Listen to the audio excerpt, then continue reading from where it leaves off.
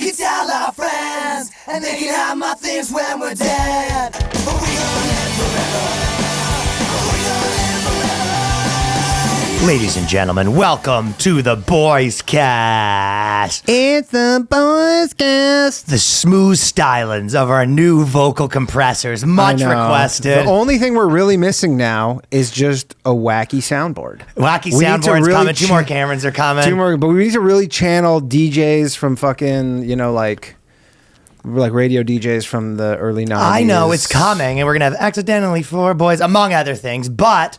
I was thinking more like boing. Yeah, for sure. If you see a dude, for example, we pop that up there. And speaking of, people wonder why we do this. And the thing is, it's for the fans, and we got a fan video sent in here.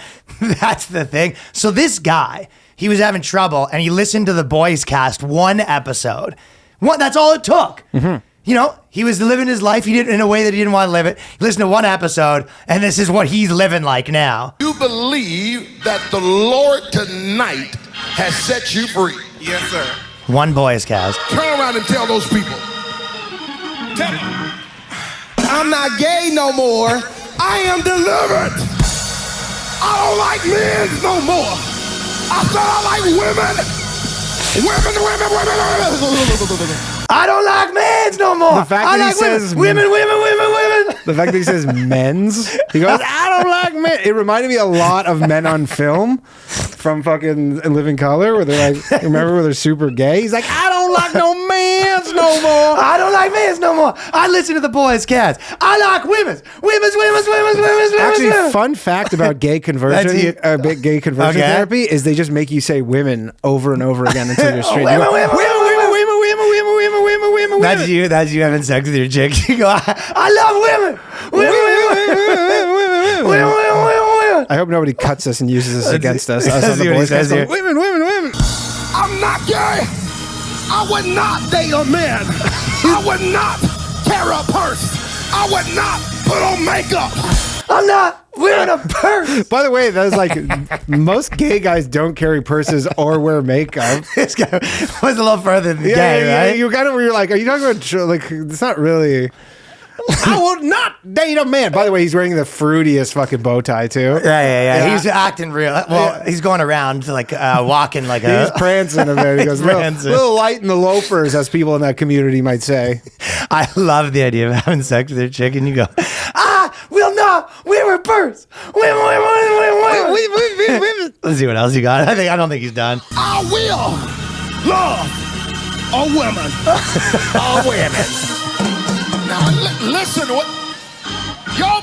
I like props to the organ player. Organ player was rocking out. It. I was like grooving to the organ. He brings that guy over too, and he's having sex with his newfound women.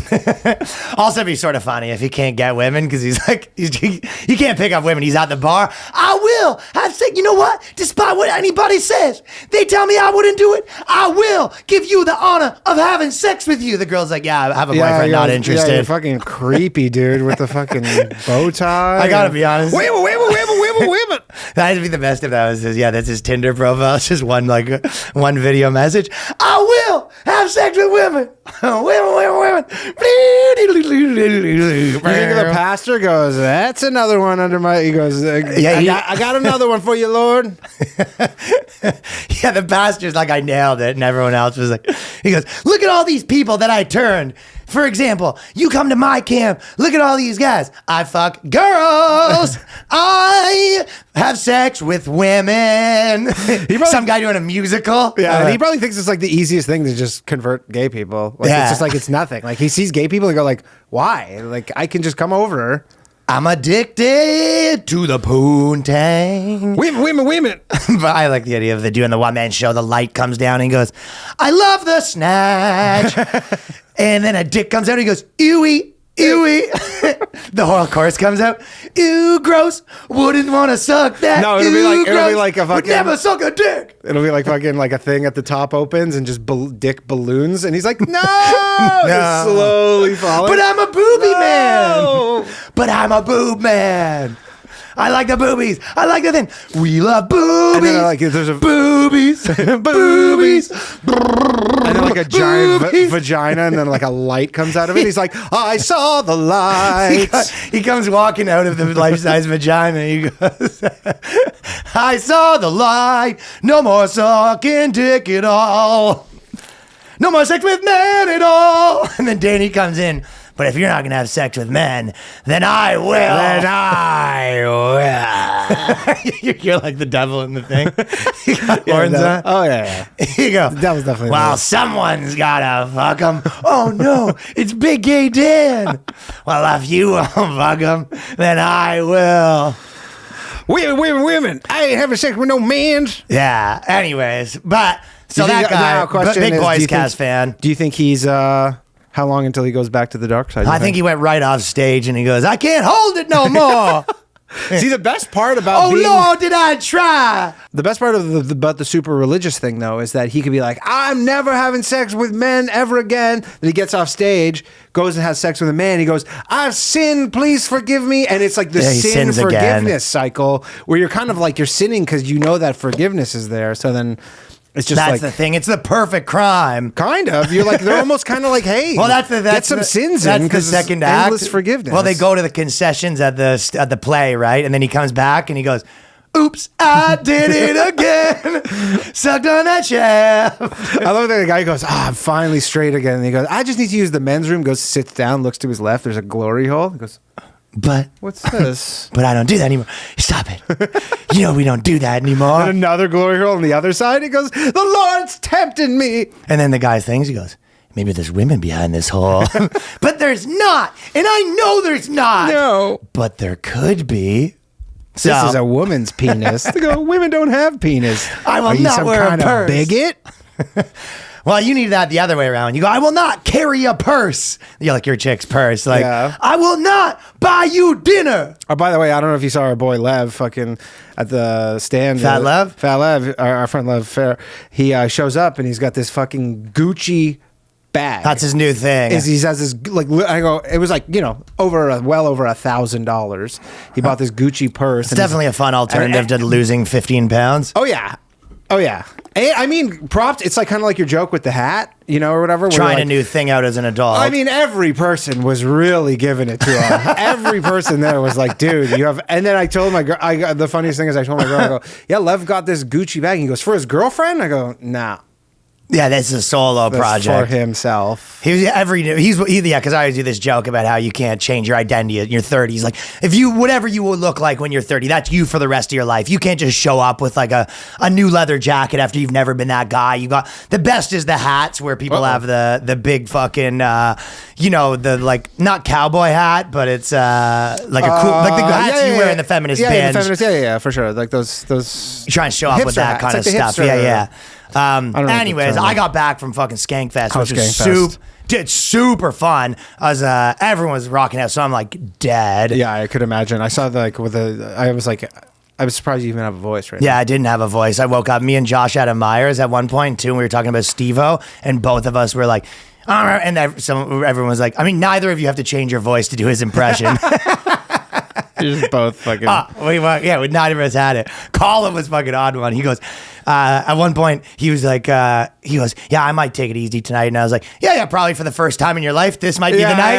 Yeah, you might. At Skankfest, Colin, you're going to fucking go kind of chill out? For the first time in history, tonight might be the night that you take it a bit easy. And then he was doing all sorts of funny shit. We were like going back to the hotel, and he comes back with a parade full of like 20 fans. He brings them all to the hotel, and he was like, let's fucking rock it. We go, you been staying here? He goes, no, I'm not. And then he went back to a different hotel, just left them all there. So true. At one point, he was like, his chick's like, yo, you gotta fucking take it easy. And at one point, he was on stage with like the dad meat dudes, and then he pulled his dick out and then put it through the mouth of like a poster of Lewis. So the poster had his dick out and started swinging it around. And I was like, I was just loving the idea of his girl being like, just check out the streams to see him. To like kind of check in on him just to make sure he's being a good boy. That was the shit that I was having. Like my chick, they can't understand that that's not gay. You know what I mean? Mm-hmm. He was like, no, it's the opposite of gay. It's a joke that dudes think are funny. Yeah. Like How is that at all gay? Because you're not doing it being like, check out my dick to suck it. I guess if you're like, women. I guess if you're like, everybody kiss Lewis on the lips. Yeah. And you're like, you just kissed Colum's dick though. No, what's It's gay, not gay is if you're doing it to like pick up chicks. And you're not. You're doing it to make guys laugh. True. Which is straight. That's very straight. Guys' laughter is straight. Women. Okay, so the first thing we're going to go through right now is, this is like a brilliant article that summarizes everything up, and this is a Danny Polishchuk find, actually. Yeah. So this is NFTs have a sexism problem is the gist if you spin my wheel. Of course. But the title is NFT art market boom is overwhelmingly benefiting male creators, which is a fun one when you have industry with literally no gatekeepers, no one. Yeah, it's decentralized. It has all the things of like everybody who's always been like, there's someone in my way. Right. There's nobody in your way. And there's like a million reasons why it kind of is always just an accidentally for the boys too, where there's just like, in this thing where we didn't rig it at all, there's no way that you would ever, it's people in their basement by themselves. Purely merit based, like nobody, there's and they're no like, way to guess game. what? It's ungameable. Men are crushing it. I mean, it is gameable in the sense that there's tons of scams, which are also men. But men are more likely to do scams. So many things. You go, it's more, a news flash, guess what? Cliff diving's also men too. Like men, and going through, when you say like exploring, you go, someone takes their knife and explores through an empty forest and they're, let's see what's on the other side of that. Yeah. Men like to explore more. Yeah. Sexually. Also, women. There's also men have higher risk tolerance. Dude, if you saw my fucking crypto portfolio today. You were fucking letting it rip? No. Oh, man, it's been a wild one today. I don't know what it is about the days that we record the podcast, but it's like usually I lose the most money on days we record. You got murdered today, I thought things were cooking. They were. So in the morning, they were like, we have tons of inflation, and then crypto like fucking, I mean, whatever. It's still fine overall, but then crypto like took off. And then at like, I don't know, what time is it right now? 4, at like 1 p.m., just the fucking bottom fell out. It was good. Carnage. Good. I like seeing you fail. Carnage in the crypto world. But I'm just like, the idea that some like women are just like watching this and be like, oh, okay. Just gonna go figure it out. But more importantly, but they don't have that kind of. No, it's like, and again, you have to boil it down to where it's like all these things. It's not really women versus men. It's like the top people are men. Yeah. It's like all of the people that like, guess what? Like your average man lost more money doing this shit than women too, right? For sure. So it's like, yes.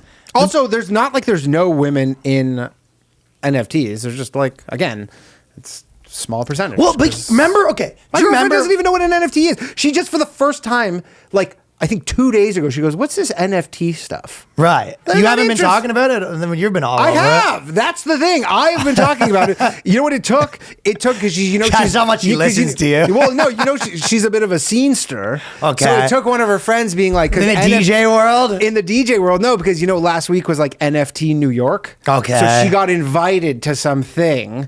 Like it was like a party with a DJ and it was NFT. She goes, "What's this NFT?" And you're like, I kind of do that for a living. Yeah, I do. I talk about this all the time. I have all my basketball top shots, and she's like, "Nah, I don't know." That's so fun. Yeah, but yeah, that's what it took. It was to get invited to a party. You're right. She We've goes, talked about this with her. Parties? Yeah. Oh wait, there's a party element of these NFTs. That's exactly what it is. Yes, there is. Think about for how long has this stuff been happening where every chick has been like, oh, these fucking crypto bros and this and that, and they're losers. And it's like the same way that, do you remember like when Bill Gates and those kind of people, it's all nerds. It takes for dudes to do something that's unpopular and no one thinks it's cool. And then once it gets cool, they're like, why aren't we involved? It's like, yeah, I mean, for starters, you've been like trashing everybody who went anywhere near this. Yeah, and also it was like a meme. Yeah, it's a meme, and also just you're not interested. Like there's no interest in it. In NFTs. Like, if I gave my girlfriend an NFT, she'd be like, what do I do with this? Yeah. And you'd be like, you figure out and you can make money. You lose all like, your money on it. That's or what I you could do. date a dude that makes money. You lose all of your money in it, and then you kind of just forget about it, and then you move on to the next thing. That sort of is a good point where you go, if you say, okay, so this is how much money has been made. It's 95% men or whatever, right? What percentage of that money has been spent by men? That's a good stat to have. Yeah, less than a... If you just go on the amount of money profits from NFT, which gender spent them, I think girls would be overrepresented. Yeah. And I mean, also, when they hire Quavo for their parties, that's not to fucking get more dudes to show up. Yeah. Which is like actually happened. Like, that's the whole thing. She's getting invited because, like, our friend Joe, his friend went to, or his cousin went to one of the NFT parties, and he's like, it's all guys. And they're like, yeah, we need to get some chicks into this thing. Yeah, because it's lame. And they're like, it's 95% guys. You and need to they're tell like, girls to be like, hey, these guys are rich. Yeah. And they're suckers. But then you go, what are they rich off of? And they go, JPEGs. And they go, that doesn't seem it's all cool. these Wall Street guys who have rich off of... Yeah, like actual something stuff. that I seem to understand a little easier. But they said this summer, when this is the first part's even pretty funny. This is Bloomberg. This summer, when the famed Ladies Squad launched, claiming to be the first ever female-led crypto art collective, it quickly raised $1.5 million from people who wanted to support underrepresented artists. Weeks later, it turned out the group was actually run by men. Accidentally 4 boys. Accidentally 3 boys, actually, was what that was, which is the same as the fucking Spanish things we're writing the author. Yeah. It was 3 guys. 3 dudes, dude. Which is so funny. That we should do that where we just find chicks and like write all this stuff for them and have them out there doing their feminism thing and just Like fucking cash in on it, like play we- both sides like a fiddle. Like, why don't we just start a girl? Like, why don't we audition Central Casting? We're casting for the girls cast. Yeah. And then we just like, it's all this same shit, but like just we write it, and then like it'll be like fucking guys we fucked, or like just this huge podcast. So funny, these guys busting down the door. Well, it's the whole thing where you go, it's like what we were talking about last week, where you're like, yeah, if a guy's, can you imagine dudes being like, hey, we're 3 dudes starting an NFT thing, give us money. Everyone would be like, yeah, we're right. Get right the fuck on that. Whereas if girls be like, we need to give us money for NFTs, and then you have to be like, you have to tie it into like, no, this is helping women because we're underrepresented. I mean, the real hilarious thing is, so Hard Money just did an NFT. These they're called crypto Ponzi's, which are like as a joke because like Ponzi scheme, like they're like a scam from the start. A lot of scams out there. Tons of scams, dude.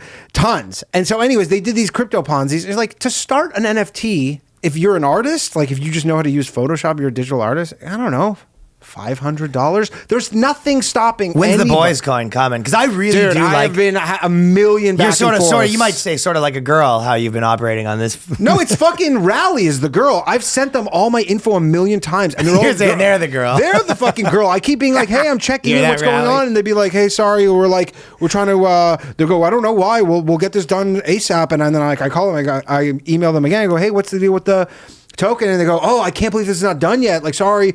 And like, dude, they're just a million things. But I think as far as I know, they're the only Danny has real... no follow through on this project. Dude, I'll show you my fucking email thread if you want to see follow through.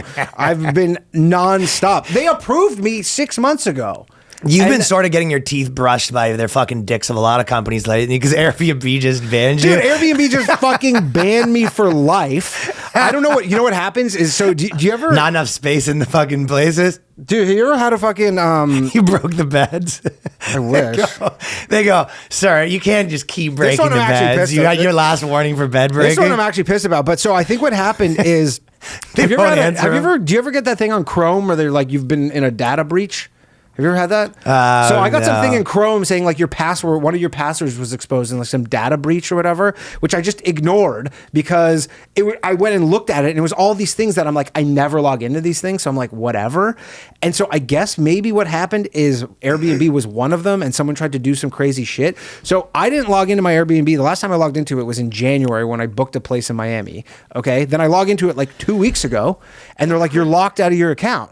So then I call Airbnb and they're like, oh, you're locked. We're going to escalate this to something. At which point I get this email that's saying, hey, your account's been terminated. Like, don't try and sign up. Don't come back here. We don't want your kind around and here. they're like, we've investigated your account and like, basically I'm banned for life from Airbnb. I was hoping to use Airbnb for a long time. Like, that's like I've been also sort of getting nuts in my tonsils too with fucking Delta's employees stealing my laptop. Dude, I yeah. left it on the plane in the back of the seat. Dude, and they I'd just said, oh gladly yeah, we don't know where it is. I mean, I'd gladly give up my laptop for fucking not being banned from Airbnb for life. Dude, are you crazy? Like, so what? I need to book an Airbnb. I have to like. You're done, I just bud. can't. I can't book an Airbnb for the rest of my life. That's not what you need to actually That's do. pretty heavy-handed, considering like there was No, you need someone that like works there, that you have an inside man. I was. I You mean, know a lot of tech guys. Like, I'm not this reach out guy. to some of your tech boyfriends and then be like, hey, who knows someone at Airbnb? I need a hookup. I guess I don't. I DM their support and they're like, "Hey, don't contact us again." Like they literally said, "This is case is closed." And then I keep replying. Stop throwing all male sex parties that are a fucking And thing. then I keep replying to the emails that they send me saying like, and they just send me the same stock email being like, "Can Find you, another place I'm to like, put "Can you just Leatherman at." Please tell me why you banned me." And they were like, "We've investigated your account and our decision's final." They saw Twitter and Facebook and everyone banning everyone, and they go, "We need a piece of this action." I would honestly, if it was for that reason, where they go, if it was something. I mean, I didn't do anything, but. No, they don't care. Did you see the thing YouTube did recently where they go that we're getting rid of the downvotes? Yeah. Because They actually do that? so based, and then they come out and they're trying to say this thing. They go, listen, they're releasing all these statements being like, we just were trying to worry about creators' health because we know it's when you get downvoted, it can like hurt people's feelings sort of thing. And we don't want the downvotes, kind of like when Netflix did it. Yeah. But it's like all of this stuff is the obvious thing is the same as like Rotten Tomato stuff where they're like, no, we'll tell you what you like. Yeah. And they're like, well, why is this video going viral when no one likes it? And it's like some video of Fauci telling you something that has like 8 gazillion downvotes. Well, it's so Fauci, the fucking trailer for Fauci probably was what did it. Charlie for Fauci fucking got cooked. They go, yeah, I guess it's time to get rid of the downvote. But they're not actually doing it. They're just saying they're considering it. No, they're doing it. No, this is happening. When is it gone? And I used to like to brag because I always have a good downvote ratio because the fucking Yeah. squad, the squad hits me good, It only once it starts getting posted in Reddits that like people don't like me that it gets a little fucking bad juice, but not really even still. Whatever. There's more of the fucking good guys than the bad guys on the Ryan that's Long for channel. sure happening. There will be no downvotes on YouTube at some point. Well, you could still do it, but they're not going to display the number. Oh, they just let you downvote. That's what they're What about saying. displaying the upvote number? They're going to probably do that. Interesting. That's I know ridiculous. Twitter was they were testing a downvote, a dislike. Yeah, it button. wasn't working very good. I just saw. Dude, Facebook is so out of control with just copying other things. I mean, we were talking this, like Facebook, their entire business model is like scrounging around, looking at other people's things and trying to add it to their site. Mm-hmm. Like, I'm surprised they don't have an Airbnb on Facebook. They did one recently where they're trying to do audio chat rooms now. Like they're trying to do they're trying to do everything. That's smart that they did the metaverse There's not a thing. single feature on Facebook right now that they didn't steal from other platforms. Yeah, dude. So remember we Scumbags over there. Remember, like 5 years ago, we downloaded that Chrome extension to the newsfeed eradicator. Remember that was like a little life hack. Yeah. Remember Me and that? Danny had a couple funny life hacks back in the Remember day. that? But you're like, oh, we're not going to waste time on Facebook. And then I was like, because I was like doing something with like my MetaMask, and it's like a Chrome extension. And then I was looking at my extensions. I go, oh yeah, this Facebook,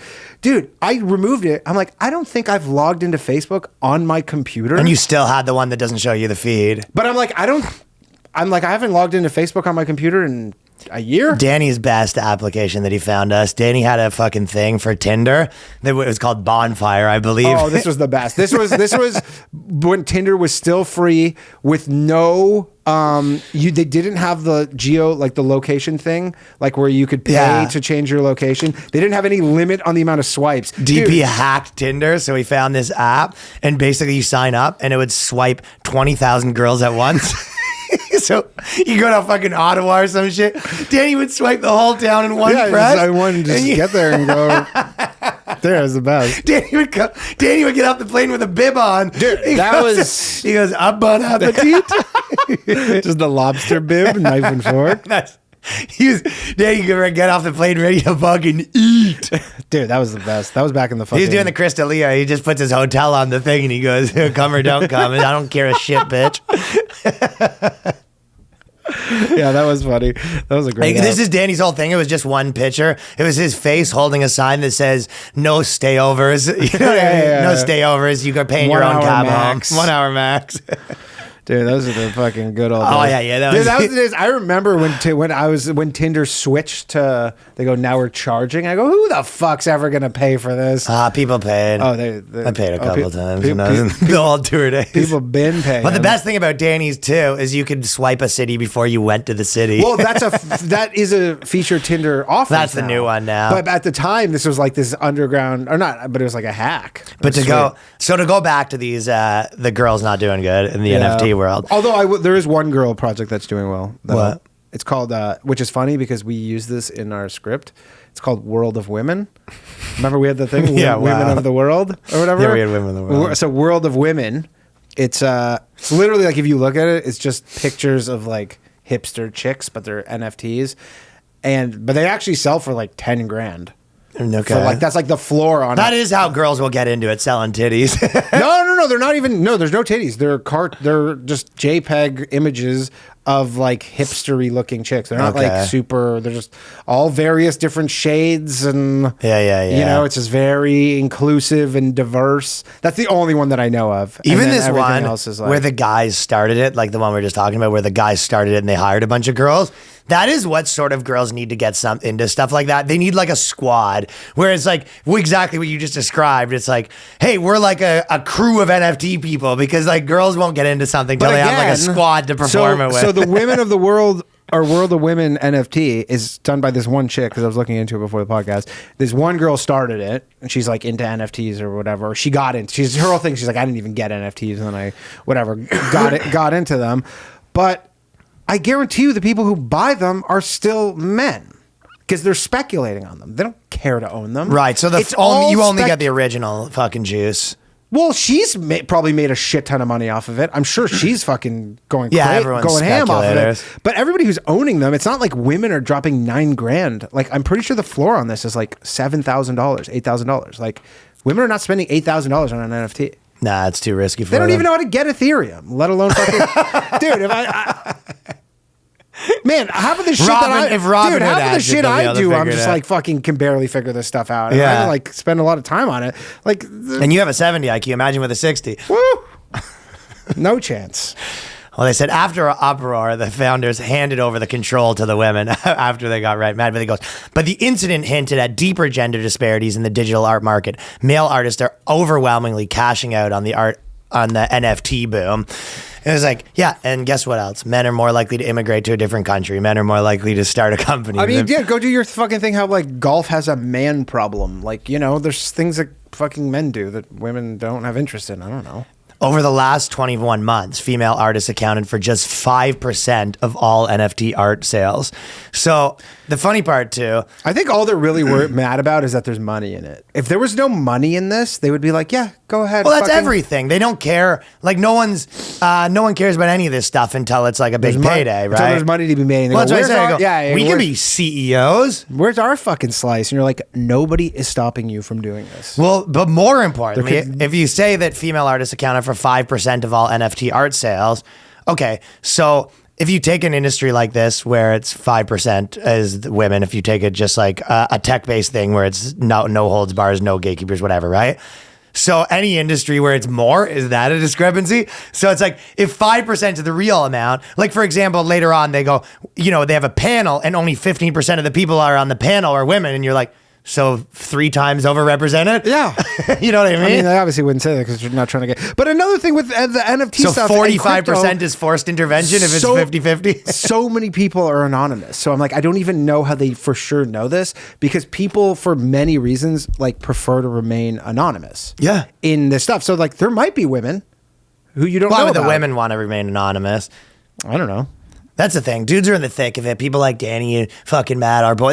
People are out there. They're making tests, taking risks, moving to different countries. Christopher Colombo, making inventions, setting up podcast studios. Doing stuff. Getting compressors. What are they doing? We want to be involved. We want to be involved. Okay. Give us money. Guess what? People who dive off of planes with fucking stupid sails on their back and die most of the time. Also, man, the whole premise is just is ridiculous. Okay, well, there is a bit of a glip in it because apparently there is a woman who's done really well.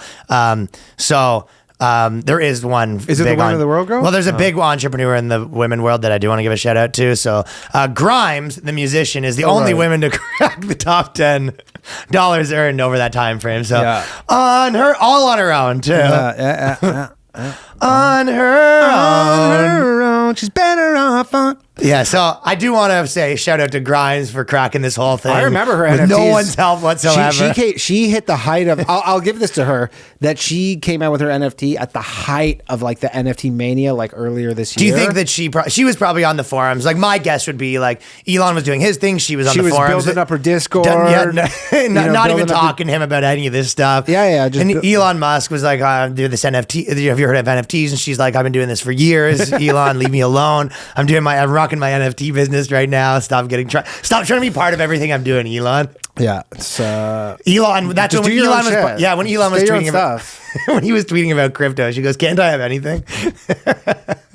Can't I have anything, fucking Mr. Musk? You're always trying to get involved with me. Can you take care of the fucking kids' diapers? I'm trying to deal with my NFT business." I'm curious what people have been doing with their Grimes NFTs. I'm curious what the market.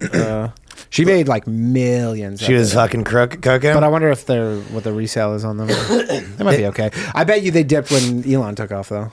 Yeah, this crypto art world is fucking. It is cool. Like I do actually am very into the idea that like the betting on artists, but like all the decentralization. I'm big into that is the future of how what could save the world, and especially like fields that are like this where. For sure. Even now, just the alternative thing, it's like every normal person, it's like instead of being like, hey, does the industry give me a job? You have like 4 or 5 different revenue streams. You all run your little business. It makes it so much easier for people to do like alternative things and to make it work. The intermediaries, like the NFT stuff and all that, is like, it's going to get rid of a lot of the intermediaries. Well, that's the thing, and this is what they say about anything, and it relates to comedy and every other instrument. It's like crypto has been touted as a great democratizer of a notoriously walled-off world. It allows artists to sidestep many of the gatekeepers, such as collectors and gallerists, and hold sway over most traditional big-ticket sales, showings, and museum exhibitions. Yet this new data suggests the NFT market is failing to live up to the promise. Well, there's one gatekeeper that you can't sidestep, and that's the patriarchy. Even if you go decentralized, fucking online, whatever, you can never sidestep the gatekeeper of. That is sort of, he's the final boss. You know what I mean? And it's kind of just always there. They show up and it's like patriarchy's like air. It's just there. It's in the molecules. Right it's in the water. It's around us. So that's what happens. It's like they got by the the lawyers, they got by the Comedy Central executives, and at the end, sitting there in a chair, petting his cat, the patriarchy. Yeah, like your shit's about to air, and just the patriarchy just pulls the plug. He puts a pin in your thing. Yeah. But it's like the funny part was all this stuff is these people don't understand what a gatekeeper is. You go, the whole thing is these people are pretending they're going, but they're still gatekeepers. It's like, no, what you're actually saying is without the gatekeepers, we're not allowed to rig it. They don't realize you're the gatekeepers. Yeah, for sure. Like these people, but they're saying they're like, oh, like it's supposed to be getting rid of the gatekeepers, but it doesn't seem to happen. It's like, no, these people are the gatekeepers that are the ones that like at Comedy Central that are rigging the game. That's the gatekeepers. 100%. The people in positions that are rigging the game. This is what it looks like when it's not rigged. And again, forever with a million things, like my whole life, and everybody knows what I'm talking about, because up until recently, it was just understood that women receive preferential treatment. And then there was this kind of idea where women are like, we don't want preferential treatment. We want to be treated as equal, blah, blah, blah. And then they very quickly were like, okay, we want preferential treatment. We just don't want to be like, I just don't want to like be obvious. Like we want, it's like, we want it, but don't say you're giving us preferential treatment. We want to go back to how it was before, where it's like, people hold doors for women and like, that kind of stuff, but they just don't want it like known.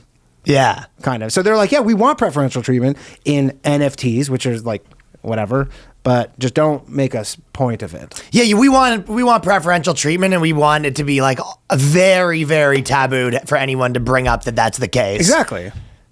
And you're like, these girls raised all this money because they're girls, and you're like, oh, so that's easier because they were able to raise it because they're girls. It's like, what the fuck? Yeah, excuse me? What? You're like, well, why didn't the guys just raise it for themselves then? Why did they have to use the girls? It's like, because they're fucking racist. Yeah, exactly. Yeah, what benefit? Why did they decide that there was some benefit to pretending to be women? They said, and then that's what they said. Like, so around 18% of speakers at the conferences are only women. That's pretty good. You're 4 times fucking overrepresented. Yeah, there you go. And again, it's always worth noting that it is not every guy. Your average man and every average woman are making the same 0. Yes, but it's like at of this lesson that's learned over and over and over again, that there's a certain percentage of men that are like crazy more, risk taking or whatever. 90% of people are getting fucking rinsed on NFTs, at least. They go I was just gonna say if you want to make money, what you need to do, which is like insane. But there was this dude who did the hard money, Matt's friend, and he would like spends all day on Discords and like basically reading stuff, and he turned like $2,000 into like $200,000 in a day. No, in like a couple weeks flipping NFTs. Like he would find the new hot one. He's cruising right now. But it's like you got to make this your life. What chick is like wanting to make fucking NFT prospecting? No, she's to go to dinner with her fucking sister. She's got talking. It's just like, dude, he spends in Discords all day figuring out all this stuff and like, oh, what's the hot? And like, I even saw them like, I don't want to do that. Yeah. You know? He's cooking, period, though. He turned his $10,000 portfolio to $130 for the Hard Money podcast. Oh, Matt did. Yeah. And they said just 30% of sponsor exhibits had women. So now we're up to, 6 times overrepresented. Mm-hmm. And this is sponsors. It's like the people that pay to set up booths. It's like not enough women are given the opportunity to pay to set up booths at the NFT conference. By the way, when they say 18% of all the speakers were women, those 18% were also 100% of the women there, probably. There's like 4 women there, and they go, yeah. 100% of the people at the conference. All on stage. Just see what you have to think. Yeah, and then everybody's in the crowd being like, Miss, what do you think about the future of NFTs?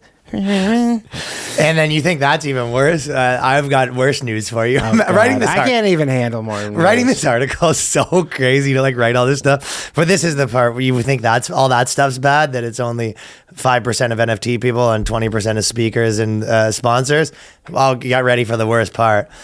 There's also overwhelmingly 90% of the people that were volunteers at the conference were men. So they didn't let enough women volunteer. Do you think that's how it shook down?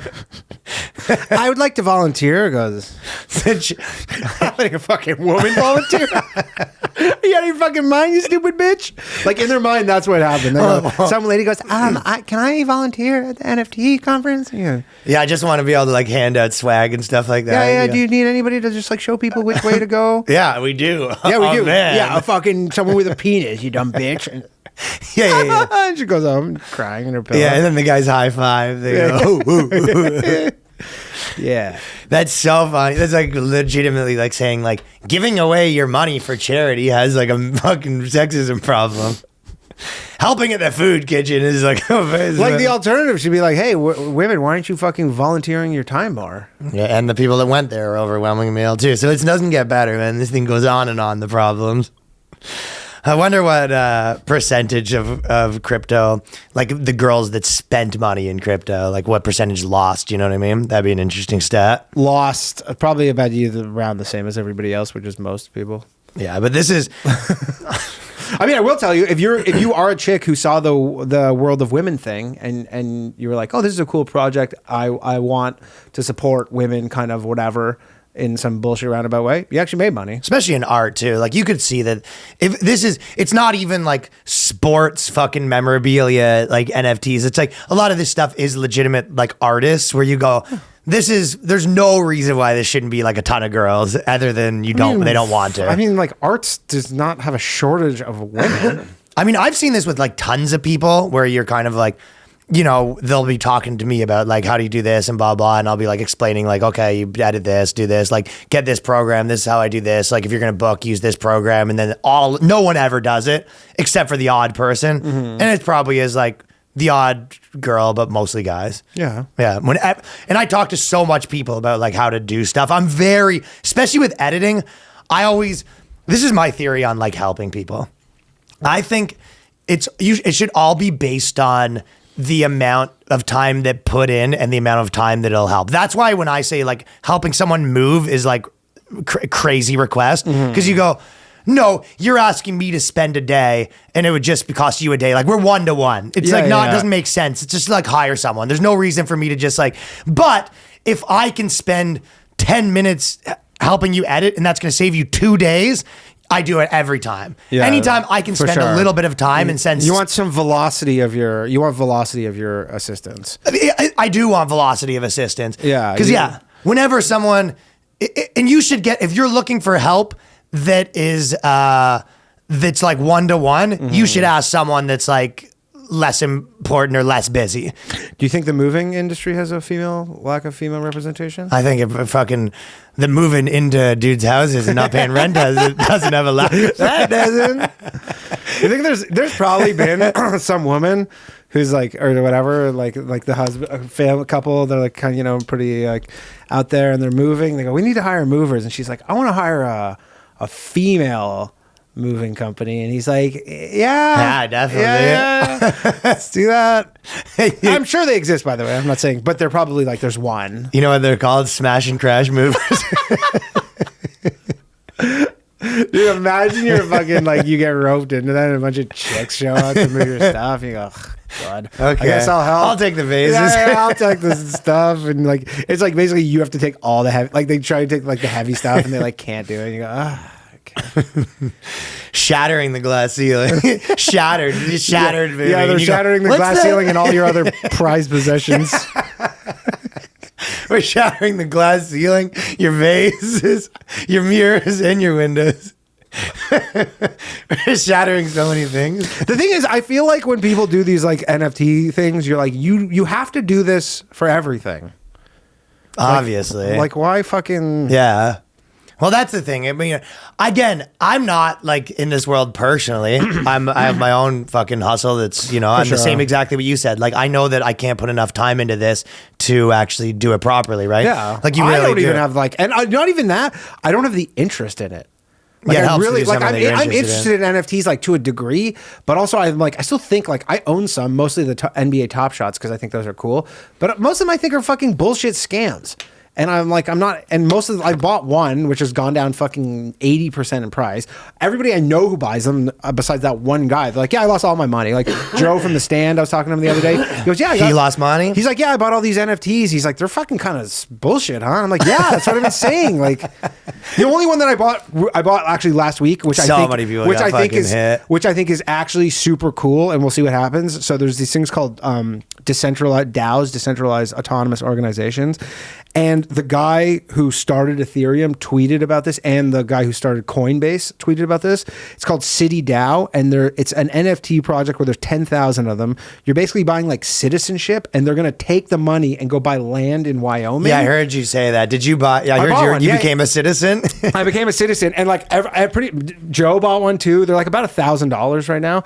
Joe bought one too, and pretty much everybody I told essentially bought one. Like Chris bought one. He's like on the ledger. He's one above Brian Armstrong, who's like the Coinbase CEO. That's cool. So you guys all own this like town? We own this. I guess it's like you own voting rights for this town, and then eventually, but like. I think it's more. That's going to be interesting when that's no girls and the girls can't vote in the town, basically. I guarantee you so far. But if there's any boys, obviously boys are listening to this, City DAO, currently 100% boys, which is maybe a good thing. I don't know. So it's legitimately no girl votes. I mean, nobody's stopping girls. They just have to figure out how to get ETH and get a MetaMask, which is like complicated for some people, I guess.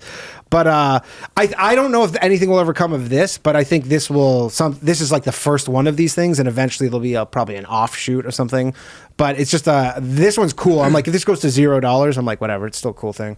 Very cool. Okay, gonna do a quick ad read here to tell you about ExpressVPN. We told you about them before. Now, how did you choose which internet service provider to use? The sad thing is, most of us have very little choice because ISPs operate like monopolies in the regions they serve. For example, Spectrum, which me and Danny both have, they put their balls on our chin, rest them there, and we spend the rest of our lives with chinny balls and bally chins. They use this monopoly power to take advantage of the customers' data caps, streaming throttles. The list goes on. But worst of all, many ISPs log your internet activity and sell the data to other big tech companies or advertisers. So to protect the ISPs from seeing my internet activity, I protect all my devices with ExpressVPN. What is ExpressVPN? It's a simple app for your computer or smartphone that encrypts all your network data and tunnels it through a secure VPN server so that your ISP cannot see any of your activity.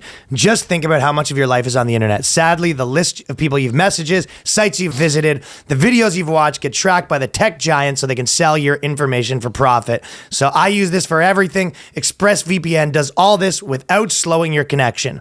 Among other millions of, benefits. That's why it's the #1 rated VPN service by CNET and The Verge. So you're going to want to get this. Pop over ExpressVPN. Stop handing your personal data over to the ISPs and other tech giants who mine your activity and sell off your information. Protect yourself with the VPN I trust to keep me private online. Visit expressvpn.com/boyscast. That's expressvpn.com/boyscast to get 3 months free.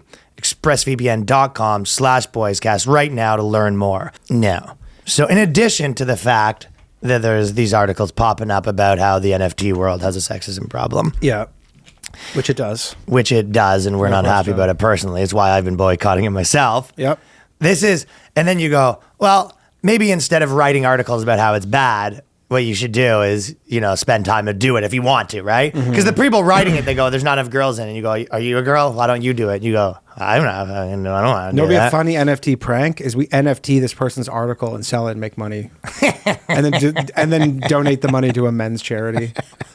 For the boys. Yeah, donate to a boys charity. Yeah, like a suicide prevention for men thing. Yeah. And then, but we literally just screenshot the article. That's great. And then NFT it. Or us with our middle fingers up over top of it. That's the NFT. And they said, okay, listen, the Lvest wrote this article being like, do you think it's only the NFTs? Finance is sexist too. And they're pointing right at you because you're big into this world. And they said, these are all the finance terms are sexist. And then maybe that's the reason why it's only 5% of NFTs because they're too busy writing these articles. But they said, pump and dump. And they said, telling people a company's doing great so the stock price will go up and you can make a bunch of money at their expense. Literally a phrase used by sexist people to describe objectifying someone after sex. Literally never heard that term in my life other than in finance. I know a lot of sexist people. I'd say it's kind of... Yeah, I honest agree. No, this one was so nonsense because I'm like, your #1 thing is a thing I've never heard anybody use outside of... I don't think I've ever said like, oh, what happened to that girl? I just pumped her and dumped her. Or I was a pump and dump. It's not a fucking Chuck I've heard. For sure. Pump and dump. And fucking Chuck is, I don't know if you know what that is. It's when you have sex with a chick and then you hang out with your boy Chuck. So someone's like, what are you doing tonight? Maybe fucking Chuck. Fucking a Chuck. You put a performance down and then you fucking go meet up with Chuck to high five him. Yeah. No, like... BSD, short for big swinging dick. That one I've heard. And you go, well, make up your own, big floppy tit energy. You go, oh, that girl's got fucking... Giant labia energy. Yeah, that girl's got like a massive clit energy. Huge clit energy. Big areola energy, man. That girl's coming through with fucking... Or maybe like tight vag energy would be good. Uh-huh. The bull, they don't like the bull. It's speaking of really, really literal sexism. Yeah, it's literal sexism. Literal. Yeah. The symbol of the finance industry is a bull. So there you go. As opposed to bears, they can be anything, and bulls are always male. Mm-hmm. So how do you feel about that, Danny? Fucking defend yourself against these people that are talking shit about your industry. Pretty good. It's crazy. You know what's really crazy thing is Lvest, which is what this. I think it's like maybe L Magazine, and then they're like have a finance arm now because they're probably. Like, oh my god! That's my guess. Is that's what it is. They don't like alpha. So I think, but they're like I guess they have like they're trying to make investing more female friendly. And so they're like, hey, we're like investing for women, which is like a stock does not know your gender. Okay, like you don't buy fucking like shares of Amazon and it knows your gender. But if they made it like more cute, they go, this is the chicken of the thing. They go, oh, it's on a chicken run. You go, what's that? It's killing, or it's like a cute animal. It's on a puppy run. Puppy run. That's how they have to do that to make stocks more attractive to women. But it's like they go, this bad boy's on a puppy run right now. Or like if you read a Chihuahua run. If you have money and you're a woman and you read this thing right here and you go, I'd be insulted. You go, this is who I want to give my money to? Not in a trillion years. This is the only people who are going to give you money for this kind of thing. Reading this and be like, I'm going to give you money, have $300. What did you give our fund? Well, there's a lot of funds right now. They're saying like, oh, we're going to make sure we're hired of 50% women. I'm just like, I wonder what percentage of people are going to be like, yoink. Yeah. No. I'll be taking my money. Yeah. I mean, okay, well, you're going to give me 100% of my money back. we're going out of our way to make sure we hire like 100% on diverse like grounds. And you go, yeah, well, I'm going to go to my way to take 100% of my money back to a fucking real firm who's not like playing games with my fucking fortune that I spent my entire life like building. I mean, one of the most popular funds right now is Kathy Wood. It's like I know you like Kathy Wood. It's like run by a chick, so it's like it's not like anything against them, but she like would never be like, you know, this fucking nonsense. Well, of course, there's like tons of girls. I like, know plenty of girls that are like, not plenty, but I know like 3 or 4 girls that are like pretty into this shit and they do okay. Yeah. Yeah, I mean, New York, there's tons. Yeah, there's tons. People who work in finance. It's like, but I'll tell you what, none of them are coming out here being like, did you invest today? It's like, I was going to, but then I heard someone say alpha. Yeah. I was going to, but then, yeah, I keep betting against the stock market because people say it's a bull market and I'm fucking losing my shirt, which is also sexist. Why should a woman lose her shirt? Just so she can get naked? Pig. And they don't like spread either. They said spread's a problem. Yeah, it's like, So they go, when you say the spread between two things, it summons imagery of. Does the grocery store have a sexism problem too when you buy spreads? Stop giving them ideas. That's the thing. You're like, you really think if you went to Elvest and you said, so what? Now the grocery store has a sexism problem? They wouldn't be like, duh. Yeah. Yeah, did you not see our last issue? Of course. Yeah, we're shorting every grocery store. So they said spread's a problem because that's, I guess they have a problem. Yeah, spread when you make a sandwich, spreading the thing.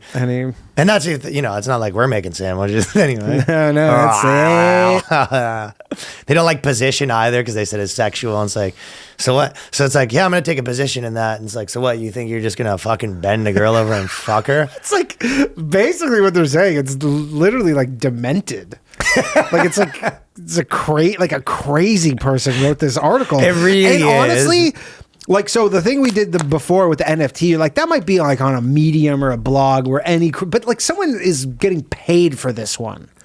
Legitimately. And I don't know if this is like an SEO thing where they just need to crank out articles, you know, like they're just like struggling and they need tons of articles or whatever. But like, this one's crazy that you're Demented's like, a great way to put it. They don't like the kicker. They said the kicker. It's like paranoid. It's like a paranoid schizophrenic that like sees sexism everywhere kind of thing. Yeah, I mean, sexism is everywhere, right? Well, that's the thing though. It's like a person that's wanting her. It's over there. It's in the words. It's in the fucking. It's in the words. It's in the words. It's in the food. It's like the letter V looks like a vagina. Yeah, you can make it anything. It's like you put the W. It's like, so what? It's just 2 boobs, the lowercase w. So that's what it is. It's just tits for you, is it? You go, I don't know. Yeah, okay. Everything's that. What's the So I've got to write an areola to say my own name, and you don't see the patriarchy dripping off. Okay. Yeah. So I want to show you this. By the way, just one more thing on that is because that was a kicker race. That was a kicker sexist. Article, it says 14 financial terms, right? But after 6, they just said a bunch of the option stuff. They just go 7 to 14 is 1. Yeah, they said the options. There's not 14. They just titled it 14 because they're like their fucking data says, oh, like our articles. No, they listed them. They go the naked call, the naked put, the straddle. They don't like. So they're saying naked. The term naked in options, sexist, where it's again where you're just like you're not covered by the actual stock. They're saying naked call and put are each their own. Yeah, that's 9 and 10. A straddle, a strangle, a double diagonal. Well, that's what you say. You go, I'm gonna strangle in an option, and then they go, oh wow, so you're gonna fucking strangle women? Yeah, literally. Reverse iron condor. That is an option strategy. Butterfly spread. That's another spread one. They just said spreads number 10 and then butterfly spreads number 11. No, the kicker's not one. The kicker is she's saying, here's the kicker. I thought they were doing that's the other fucking 7 things. No, she goes, I guess they just go, the options trading is fucking pretty sexual.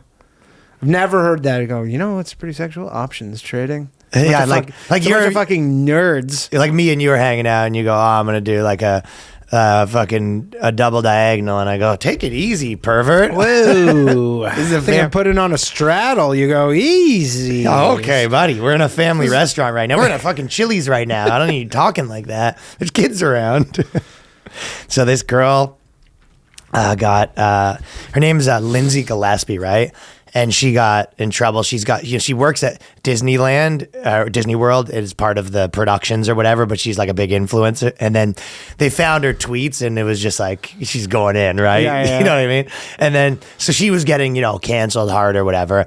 And then she did this apology to all the communities, and it was just so funny because she's apologized to every community. So look at this. Okay. Ready? I want to sincerely apologize to the African American community, the Black community, the people of color community, Latinas, the LGBTQ plus community, the sexual assault community, the Jewish community, because tweets have resurfaced. Fuck yeah. Let's get her on the podcast. How funny is that? If she gets fired, we got room for a fucking third on here, I think. You're always welcome over here. But isn't that so funny how many communities she knew? Yeah. And she screwed up the LGBT. But and one of the things was like she was apologizing, like she said her dog was transgender, like as a joke, and that was the kind of shit she was getting canceled for. But that's how funny is that? Like it's like at that point, like your move is to not apologize. You go out and be like, where do I start? I'd like to apologize to the fat community, the Black community, the brown community, the fucking Jewish the community, Asian community, the Pacific Islander community, the Thai community, the Singaporean community. The Singapore community, the fat community, the fucking anorexic community, the mentally handicapped community. Like she's apologized to 9 different communities. It's pretty fucking amazing. Isn't that great? Like I don't know, I saw that and I just burst out laughing how many communities she got popped on so many things. You saw that Portnoy got popped, right? Obviously, that was a big thing. But did I really did think I remember you texted our group chat. You go, should I buy this dip? Yeah, I was saying, should I buy the pen dip? And you said no, but it did go up 10%, so my instincts are better than yours. No, I think it's back down. Well, okay, maybe. Unless you were going to be fucking in and out like that, which you would not have been. No, I probably wouldn't. No, you would not have been. But no, it bounced. Out like the Flash. But then it went covering the naked spread. Covering the naked spread. Ugh, Portnoy. But yeah, I thought that some people have been doing this lately, and it really is a pretty good way that like Portnoy fought back against this whole thing when he was just kind of like, because I've seen so many people and they apologize and their life's always ruined no matter what. Mm-hmm. So these places are scum that write these articles. Like they legitimately, I don't know how someone could ever think they're a good person and then spend their entire life trying to like ruin people when you're reaching out to everywhere looking for anything that they've done wrong to ruin themselves. But the thing is, because they're journalists, but they're looking for a story that they have no proof of. Like that's like me. It's kind of like me hiring like a big team to like investigate you for tax evasion, and you have no reason out of the gate. That's what they are. They're investigative journalists, so they're like they think. But they decide the story before there's a hunch. Well, that's what happens, right? Is they start with the story and they go, "We're going to keep digging," and if they see stuff that doesn't I'm sure a real journalist will. They think they're real journalists. They're business insider. No, but I'm saying in a real journalist who has integrity might have this hunch, would go look for the stuff and be like, there's nothing there, and stop. That's true. Yeah, there's no story here. They go, there's no story here. I thought there might be. I'm going to stop. Yeah. Right? Do you know what they are? They were like... No, they're the stop and frisk of the internet. Like all these people that dedicate their whole lives to that, they're like the NYPD under, what's his name? Was it Bloomberg? De Blasio? The stop and frisk guy. Oh, yeah, maybe Bloomberg. You bought the baseball. Who's you buy the baseball? Giuliani. He's the stop and frisk guy. But yeah, they're basically that. They go, hey, where are you going? Come here. And then they were going to frisk down everything you've ever done and every interaction you've ever had. But it's like, there should be consequences for these people. So I thought Portnoy is being pretty like how you probably should handle it. And everyone that's handling it properly, he's like, no, like you're not gonna like take away whatever I have. It's like, and you have to have at the end of the day, you're like friends that kind of stick by you. I mean, even at Skankfest, I was kind of today. It was like 5 different people that like kind of got canceled and lost their careers, and we're there. It's like 2,000 people per show. Like the whole thing's like packed. And I remember someone commented on one of the posters like, "Yo, being canceled seems fun." Because it's just like 7 different people that were canceled. But it's like the only thing you can do is you have your like squad. And you're kind of like, no, you want to declare like war on me? No, we're gonna fight back. Like, I mean, the thing with Barstool is like, first off, it's just like all still on brand. So nobody who really likes Barstool is seeing this, especially after there was a sex tape a few months ago. Well, yeah, nobody's seeing this and they're like, oh my god, I can't believe. And then it goes to the classic thing.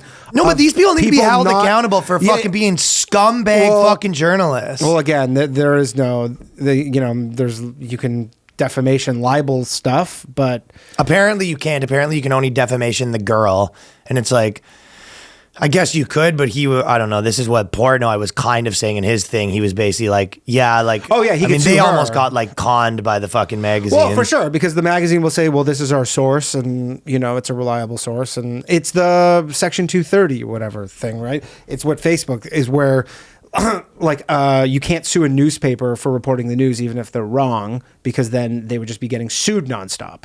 And it's what they were trying to do with the Facebook thing and all the social media. So yeah, I guess you could maybe sue her for defamation. That's the only place you can sue. But again, it's he said, she said. Yeah, but there is a difference between that and when they do things like, hey, there is. How many things have we known where the place, remember the whole fucking thing with Chris from The Stand, where it's like the article came out to be false, they said it was false, and they still won't. So it's kind of like they still won't change it. You know what I mean? Mm-hmm. Like so many of these places, I don't know. It's just such a scummy world. Not to mention too, Portnoy had a video of him fucking a girl come out months ago where he has a belt around her neck. So you're like, yeah, it kind of seems like I don't remember that one. That was like, he had a sex video where it came out and he's like, yeah, he's sling dick or whatever. He used to sling dick, and his old video, and the girl was like, yeah, it was totally consensual. She's just like, she wasn't saying, but they were like, oh my God, this big scandal. And then, but again, he's not in like works, like I don't know his relationship with Penn, but like he's not to the point where they're gonna like vote him out of the company, because he's not that integral to the company. They just own a bit of Barstool, like a portion of it, and Barstool, he's not going anywhere because it's his fucking company. Well, do you think that we should play the one interesting thing I will say, though, just the last thing on this, is that the one thing that is crazy, because he was going after Henry Blodget,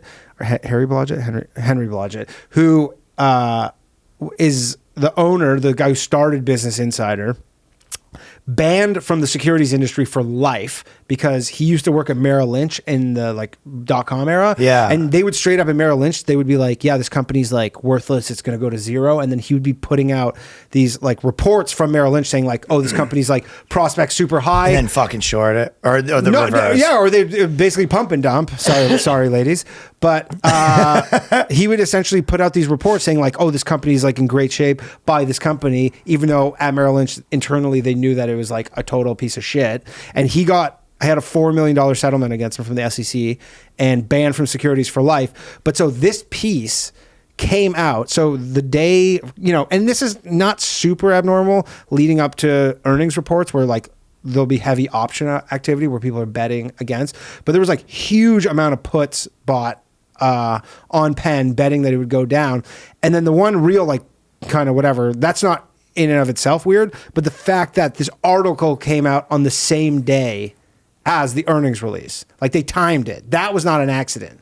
They timed this article to come out on the day to kind of add fuel to the fire. So do you think it was, I know that a lot of people were sort of speculating on that, but in your opinion, was it a fishy thing? Yeah, for sure. Like just coincidentally that. Does someone fucking go down for that, or nothing happens at the end of it?